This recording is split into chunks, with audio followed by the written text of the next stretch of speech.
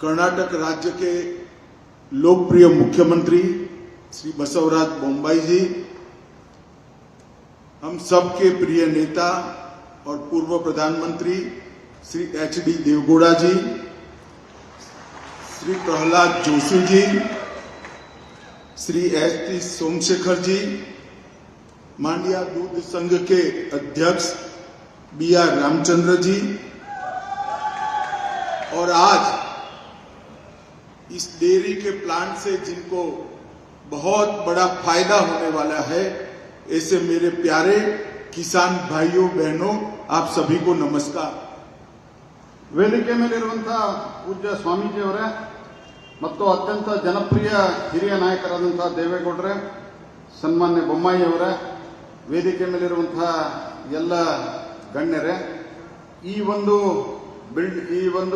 ಮನ್ಮೂಲ್ ಈ ಒಂದು ಸಂಸ್ಥೆಯಿಂದ ಲಾಭ ಪಡೆಯುತ್ತಿರುವಂತಹ ಎಲ್ಲ ರೈತರಿಗೆ ನನ್ನ ನಮಸ್ಕಾರಗಳು। मित्रों, मैं लंबी बात करना नहीं चाहता, परंतु इतना जरूर कहना चाहता हूं, आजादी के तुरंत बाद ही भारत के किसानों ने कोऑपरेटिव मंत्रालय, कोऑपरेटिव मिनिस्ट्री, कृषि मंत्रालय से अलग हो, इसकी मांग की थी। उस वक्त अगर इस पर किसी ने काम किया होता तो आज भारत के किसानों की स्थिति अलग होती। परंतु मैं बधाई देना चाहता हूं देश के प्रधानमंत्री नरेंद्र मोदी जी को कि जिन्होंने अलग कोऑपरेटिव मिनिस्ट्री बनाकर भारत के किसानों के विकास का रास्ता प्रशस्त किया है। ಸ್ವತಂತ್ರ ಬಂದಾಗನೇ ಈ ಒಂದು ಸಹಕಾರಿತಾ ಮಂತ್ರಾಲಯ, ಸಹಕಾರಿ ಮಂತ್ರಾಲಯ ಕೃಷಿ ಮಂತ್ರಾಲಯದ ಜೊತೆಗಿರಬಾರದು, ಇದಕ್ಕೊಂದು ಬೇರೆ ಮಂತ್ರಾಲಯ ಇರಬೇಕು ಅನ್ನುವಂಥದ್ದು ನಮ್ಮ ರೈತರ ಮತ್ತು ಸಹಕಾರಿಗಳ ಬೇಡಿಕೆ ಆಗಿತ್ತು। ಆ ಬೇಡಿಕೆಯನ್ನ ಆಗಲೇ ಮನ್ನಿಸಿದ್ರೆ ಇವತ್ತು ರೈತರದು ಮತ್ತು ಸಹಕಾರಿಗಳ ಸ್ಥಿತಿಯೇ ಬೇರೆ ಇರ್ತಾ ಇತ್ತು। ಆದರೆ ದುರ್ದೈವದಿಂದ ಹಾಗೆ ಆಗಲಿಲ್ಲ। ಇವತ್ತು ನಾನು ಸನ್ಮಾನ್ಯ ಪ್ರಧಾನಮಂತ್ರಿಗಳಿಗೆ ಅತ್ಯಂತ ಹೃದಯಪೂರ್ವಕವಾದಂತಹ ಧನ್ಯವಾದವನ್ನು ಅರ್ಪಿಸಲಿಕ್ಕೆ ಬಯಸ್ತೇನೆ। ಅವರು ಈ ಸಹಕಾರ ಮಂತ್ರಿ ಅಂತ ಹೇಳಿ ಹೊಸದಾಗಿ ಒಂದು ಡಿಪಾರ್ಟ್ಮೆಂಟ್ ಅನ್ನು ರಚಿಸಿ ಅದಕ್ಕೊಂದು ಮಂತ್ರಾಲಯವನ್ನು ಮಾಡಿದ್ದಾರೆ। ನಾನು ಅವರಿಗೆ ಧನ್ಯವಾದವನ್ನು ಅರ್ಪಿಸ್ತಾ ಇದ್ದೇನೆ। और आज मैं मांड्या मेगा डेयरी के उद्घाटन के मंच से देश भर के कोऑपरेटिव कार्यकर्ता को भी कहना चाहता हूं कि अब सहकारिता के साथ, कोऑपरेटिव के साथ अन्याय नहीं होगा। ये भारत सरकार का निर्णय है। ನಾನು ಮಂಡ್ಯ ಮೆಗಾ ಡೈರಿಯ ಈ ಒಂದು ವೇದಿಕೆಯಿಂದ ದೇಶದಲ್ಲಿರುವಂತಹ ಎಲ್ಲ ರೈತರಿಗೆ, ಎಲ್ಲ ಸಹಕಾರಿಗಳಿಗೆ ಹೇಳಲಿಕ್ಕೆ ಬಯಸ್ತೇನೆ, ಇನ್ಮೇಲೆ ಸಹಕಾರಿಗಳಿಗೆ, ಸಹಕಾರಿ ಸದಸ್ಯರಿಗೆ ಮತ್ತು ರೈತರಿಗೆ ಯಾವುದೇ ರೀತಿಯಾದಂತಹ ಅನ್ಯಾಯವನ್ನು ಆಗಲಿಕ್ಕೆ ನಾವು ಬಿಡೋದಿಲ್ಲ ಅನ್ನುವಂಥದ್ದನ್ನು ನಾನು ಸ್ಪಷ್ಟವಾಗಿ ಹೇಳಲಿಕ್ಕೆ ಬಯಸ್ತೇನೆ। मित्रों, आज ये मेगा डेयरी का जो उद्घाटन हुआ है, इसमें सिविल वर्क 73 करोड़ 73 करोड़ का है, प्लांट एंड मशीनरी 188 करोड़ का है।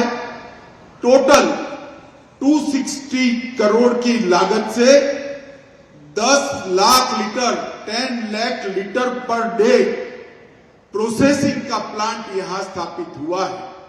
और इसके अंदर आगे इसको 14 लाख पर डे ले जाने की क्षमता भी है। जब 10 लाख लीटर दूध, 10 लाख लीटर मिल्क प्रोसेस होता है तो लाखों किसानों के घर में खुशहाली पहुंचती है।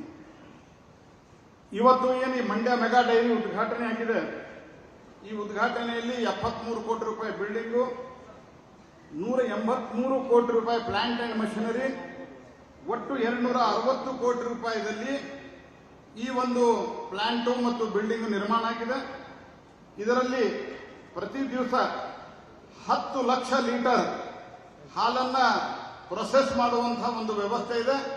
ಮುಂದಿನ ದಿವಸಗಳಲ್ಲಿ ಇದನ್ನ 14 ಲಕ್ಷ ಲೀಟರ್ ಮಾಡುವಂತಹ ಒಂದು ತೀರ್ಮಾನವನ್ನು ಅವರು ಮಾಡಿದ್ದಾರೆ।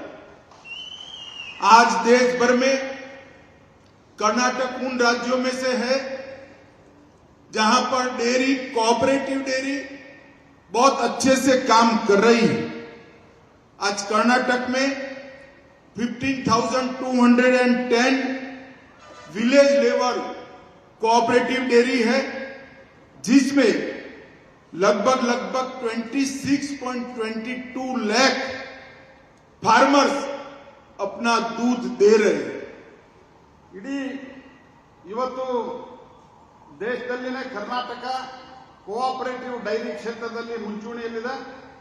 ಇದರಲ್ಲಿ 15,210 ವಿಲೇಜಸ್ಗಳು ಹಳ್ಳಿಗಳು ಇದರಲ್ಲಿ ಭಾಗವಹಿಸಿದ್ದಾರೆ ಮತ್ತು 22,22,000 ರೈತರು ಇದರಲ್ಲಿ ಭಾಗವಹಿಸ್ತಾ ಇದ್ದಾರೆ. और 16 डिस्ट्रिक्ट लेवल डेयरी के माध्यम से हर रोज 28 करोड़ रुपीस ये 26 लाख किसान के बैंक अकाउंट में जाते हैं. 16 ಜಿಲ್ಲೆಗಳಿಂದ ಪ್ರತಿ ತಿಂಗಳು 28 ಕೋಟಿ ರೂಪಾಯಿ 26 ಲಕ್ಷ ಫಾರ್ಮರ್ಸ್ಗೆ ನೇರವಾಗಿ ಡಿಬಿಟಿ ಮುಖಾಂತರ ಸಂದಾಯ ಆಗ್ತದೆ. मित्रों, कर्नाटक ने 1975 से लेकर 2022 तक बहुत अच्छा प्रोग्रेस डेयरी के क्षेत्र में किया है. 1975ರಿಂದ 2022ರವರೆಗೆ ಕರ್ನಾಟಕ ಡೈರಿ ಕ್ಷೇತ್ರದಲ್ಲಿ ಅತ್ಯಂತ ಒಳ್ಳೆಯ ಒಂದು ಪ್ರೋಗ್ರೆಸ್ ಅನ್ನು ಮಾಡಿದೆ ಅನ್ನುವಂಥದ್ದನ್ನು ನಾನು ಹೇಳಲಿಕ್ಕೆ ಬಯಸ್ತೇನೆ. 75 में 66,000 किलो मिल्क प्रोसेस किया जाता था. इसकी जगह आज 82 लाख किलो मिल्क प्रतिदिन प्रोसेस किया जाता है. 75ರಲ್ಲಿ 66 ಕಿಲೋ ಲೀಟರ್ ಪ್ರೊಸೆಸ್ ಅನ್ನು ಮಾಡ್ತಾ ಇದ್ರೆ ಈಗ 82 ಲಕ್ಷ ಕಿಲೋ ಲೀಟರ್ ಪ್ರೊಸೆಸ್ ಅನ್ನು ಮಾಡ್ತಾ ಇದ್ದಾರೆ. और मिल्क फेडरेशन का टर्नओवर सिर्फ एन्युअली 4 करोड़ रुपीस था. आज वो बढ़कर 25,000 करोड़ रुपीस हुआ है. ಮಿಲ್ಕ್ ಫೆಡರೇಷನ್ ಆವಾಗ 4 ಕೋಟಿ ರೂಪಾಯಿ ಟರ್ನ್ಓವರ್ ಇದ್ರೆ ಇವತ್ತು 25 ಲಕ್ಷ ರೂಪಾಯಿ ಟರ್ನ್ಓವರ್ ಇವತ್ತು ಇದೆ. और जो टर्नओवर है उसका 0.80% मतलब 100 रुपये के टर्नओवर में 80 रुपया 80 रुपीस किसान के हाथ में जाता है. 100 ರೂಪಾಯಿ ಟರ್ನ್ಓವರ್ ಇದ್ರೆ ವಹಿವಾಟಿದ್ರೆ ಅದರಲ್ಲಿ 80 ರೂಪಾಯಿ ರೈತನ ಕೈಗೆ ಹೋಗ್ತಾ ಇದೆ ಅನ್ನುವಂಥದ್ದು ಮಹತ್ವದ ಸಂಗತಿ. मित्रों, आज मैं ऐसे प्रदेश से आता हूं जहां पर इस श्वेत क्रांति ने किसानों की किस्मत बदल दी है. ನಾನು ಇಂಥ ಪ್ರದೇಶದಿಂದ ಬರ್ತೀನಿ. ಈ ರೀತಿಯ ಪ್ಲಾಂಟ್ಗಳು ನಮ್ಮ ರೈತರ ಒಟ್ಟು ಪರಿಸ್ಥಿತಿಯನ್ನೇ ಬದಲಾವಣೆ ಮಾಡಿದ್ದಾರೆ. लगभग 36 लाख महिलाओं को सालाना 60,000 करोड़ रुपया अमूल के माध्यम से उनके बैंक अकाउंट में मिलता है. 36 ಲಕ್ಷ ನಮ್ಮ ರೈತರಿಗೆ ಬ್ಯಾಂಕ್ ಅಕೌಂಟ್ ಮೂಲಕ ಅಮೂಲದ ಮೂಲಕ ಅವರಿಗೆ ದುಡ್ಡು ಮುಟ್ತದೆ. कर्नाटक ने भी बहुत अच्छा काम किया है, मगर कर्नाटक के सभी किसान भाइयों बहनों को मैं आश्वस्त करना चाहता हूं कि अमूल, नंदिनी दोनों इकट्ठा होकर कर्नाटक के हर गांव में प्राइमरी डेयरी हो, इस दिशा में काम करेंगे. और 3 साल में कर्नाटक में एक भी गांव ऐसा नहीं होगा जहां पर प्राइमरी डेयरी नहीं होगी. ಕರ್ನಾಟಕವು ಬಹಳ ಒಳ್ಳೆ ಕೆಲಸ ಮಾಡ್ತಾ ಇದೆ. ಆದರೆ ಅಮೂಲು, ಕರ್ನಾಟಕದ ನಂದಿನಿ ಒಟ್ಟಿಗೆ ಕೆಲಸ ಮಾಡಿದರೆ ಇಡೀ ಕರ್ನಾಟಕದ ಎಲ್ಲ ಊರುಗಳಲ್ಲಿ, ಎಲ್ಲ ಜಿಲ್ಲೆಗಳಲ್ಲಿ, ಎಲ್ಲ ಹಳ್ಳಿಗಳಲ್ಲಿ ನಾವು ಈ ಪ್ರೈಮರಿ ಡೇರಿಯನ್ನ ನಾವು ಸ್ಥಾಪಿಸಬಹುದು. ಅದರಿಂದ ರೈತರಿಗೆ ಬಹಳ ಒಳ್ಳೆಯದಾಗಿದೆ. और हमने तय किया है कि आने वाले 3 साल में देश की हर पंचायत में प्राइमरी डेयरी की स्थापना एनडीडीबी और भारत सरकार का सहकार मंत्रालय करेंगे. और इसके लिए हमने पूरी 3 साल की कार्य योजना तैयार कर ली है. ನಾವು ನಿರ್ಣಯ ಮಾಡಿದ್ದೇವೆ NDDB ಮೂಲಕ ನ್ಯಾಷನಲ್ ಡೈರಿ ಡೆವಲಪ್ಮೆಂಟ್ ಪ್ರೋಗ್ರಾಮ್ ಒಂದು ಸಂಸ್ಥೆಯ ಮೂಲಕ ಪ್ರತಿಯೊಂದು ಪಂಚಾಯಿತಿಯಲ್ಲಿ ನಾವು ಒಂದು ಪ್ರೈಮರಿ ಡೈರಿಯನ್ನ ಸ್ಥಾಪಿಸಬೇಕು ಅನ್ನುವಂತಹ ತೀರ್ಮಾನವನ್ನು ನಾವು ಮಾಡಿದ್ದೇವೆ. तो देश भर में 2 lakh primary dairy at village level हम 3 साल के अंदर बनाएंगे और इसके माध्यम से देश भर के किसानों को श्वेत क्रांति के साथ जोड़कर भारत दूध के क्षेत्र में बड़ा निर्यातक बनेगा. ನಾವು 2 ಲಕ್ಷ ಪ್ರೈಮರಿ ಡೈರಿಯನ್ನ ನಿರ್ಮಾಣ ಮಾಡುವುದರ ಮೂಲಕ ಇಡೀ ದೇಶದಿಂದ ನಾವು ಹಾಲನ್ನ ಎಕ್ಸ್ಪೋರ್ಟ್ ಮಾಡುವಂತಹ ಒಂದು ಸ್ಥಿತಿಯನ್ನು ನಿರ್ಮಾಣ ಮಾಡಲಿಕ್ಕೆ ಈಗಾಗಲೇ ತೀರ್ಮಾನವನ್ನು ಕೈಗೊಂಡಿದ್ದಾರೆ. और मैं आज कर्नाटक मिल्क फेडरेशन को ये भी कहने आया हूं कि आपको टेक्निकल सपोर्ट, आपको कोऑपरेटिव सेक्टर का सपोर्ट और अमूल की सारी कार्य पद्धति का सपोर्ट उपलब्ध कराया जाएगा. आपको जिस प्रकार की जरूरियात है वो सभी प्रकार की जरूरियात भारत सरकार के कोऑपरेटिव मिनिस्ट्री के माध्यम से करने के लिए हम तैयार हैं. गुजरात और कर्नाटक दोनों साथ में मिलकर पूरे देश के अंदर दूध उत्पादन करने वाले किसान भाइयों के कल्याण के लिए बहुत अच्छा काम कर सकते हैं. ನಾನು ಇವತ್ತು ಇಲ್ಲೇ ಹೇಳಲಿಕ್ಕೆ ಬಂದಿದ್ದೇನೆ, ಕರ್ನಾಟಕ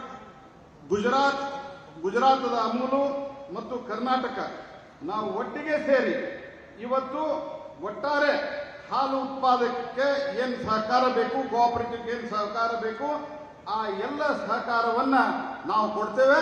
ಮತ್ತು ನನ್ನ ಮಂತ್ರಾಲಯ ಅಂದ್ರೆ ಕೋಆಪರೇಟಿವ್ ಮಂತ್ರಾಲಯ ಇದಕ್ಕೆ ಬೇಕಾದಂತಹ ಎಲ್ಲಾ ಫೆಸಿಲಿಟೇಷನ್ ಅನ್ನು ನಾವು ಮಾಡ್ತೀವಿ ಅನ್ನುವಂತಹ ಮಾತನ್ನು ನಾನು ಹೇಳ್ತೇನೆ. मैं मुंबई सरकार को भी बहुत बहुत अभिनंदन देना चाहता हूं कि पर लीटर 5 रुपया डीबीटी के माध्यम से वर्ष में 1250 करोड़ रुपया 1250 करोड़ रुपया सीधा किसान के बैंक अकाउंट में भेजकर दूध का उत्पादन करने वाले किसानों को उन्होंने बहुत बड़ी मदद की है. ನಾನು ಬೊಮ್ಮಾಯಿ ಸರ್ಕಾರಕ್ಕೂ ಅಭಿನಂದನೆಯನ್ನ ಸಲ್ಲಿಸಲಿಕ್ಕೆ ಬಯಸ್ತೇನೆ. ಪ್ರತಿ ತಿಂಗಳು 1250 ಕೋಟಿ ರೂಪಾಯಿಯನ್ನ ನೇರವಾಗಿ ಡಿಬಿಟಿ ಮೂಲಕ ರೈತರ ಖಾತೆಗಳಿಗೆ ಟ್ರಾನ್ಸ್ಫರ್ ಮಾಡುವುದರ ಮೂಲಕ ಹಾಲು ಉತ್ಪಾದನೆಯಲ್ಲಿ ಒಂದು ಮಹಾ ಕ್ರಾಂತಿಯನ್ನ ಮಾಡಿದ್ದಾರೆ. और क्षीर भाग्य योजना के माध्यम से उन्होंने 65 लाख बच्चों को 64,000 आंगनवाड़ियों में 150 ml मिल्क देकर उनके पोषण की व्यवस्था, न्यूट्रिशन की व्यवस्था भी की. ಬೊಮ್ಮಾಯಿ ಸರ್ಕಾರ ಕ್ಷೀರ ಭಾಗ್ಯ ಯೋಜನೆಯಲ್ಲಿ 55 ಲಕ್ಷ ಲೀಟರ್ಗಳ ಹಾಲನ್ನ 64,000 ಅಂಗನವಾಡಿಯಲ್ಲಿ ಕೊಡುವುದರ ಮೂಲಕ ಮಕ್ಕಳಿಗೂ ಕೂಡ ಒಳ್ಳೆಯದನ್ನು ಮಾಡಿದೆ. मित्रों, अंत में मैं मांड्या दूध उत्पादक समिति के अध्यक्ष को बहुत बहुत मन से बधाई देना चाहता हूं, उनको शुभकामनाएं देना चाहता हूं कि डेयरी के माध्यम से मांड्या जिले के सभी किसानों का बहुत भला होगा और इनकी इनकम में बड़ी बढ़ोतरी होगी. ऐसी शुभकामनाएं देना चाहता हूं. ನಾನು ಕೊನೆಯದಾಗಿ ಅತ್ಯಂತ ತೆರೆದ ಹೃದಯದಿಂದ ನನ್ನ ಮನಸ್ಸಿನಿಂದ ಈ ಮಂಡ್ಯ ಮೆಗಾ ಡೈರಿಯ ಅಧ್ಯಕ್ಷರಿಗೆ ನಾನು ಧನ್ಯವಾದ ಅರ್ಪಿಸ್ತೇನೆ, ಅಭಿನಂದನೆ ಅರ್ಪಿಸ್ತೇನೆ. ಇದರ ಮೂಲಕ ನಮ್ಮ ರೈತರ ಜೀವನದಲ್ಲಿ ಬದಲಾವಣೆಯನ್ನು ತರಲಿಕ್ಕೆ, ಅವರಿಗೆ ಅನುಕೂಲತೆಯನ್ನು ಮಾಡಲಿಕ್ಕೆ ಖಂಡಿತ ಸಾಧ್ಯ ಆಗ್ತದೆ.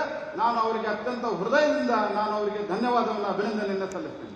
अंत में आज हमारे प्रिय प्रधानमंत्री मोदी जी के माता जी का निधन हुआ है. इस दुख की घड़ी में पूरा देश मोदी जी के साथ खड़ा है. हम सब भी मोदी जी के साथ खड़े हैं, उनके परिवार के साथ खड़े हैं. उनको श्रद्धांजलि देकर मेरी बात की मैं समाप्ति करता हूं. वंदे मातरम.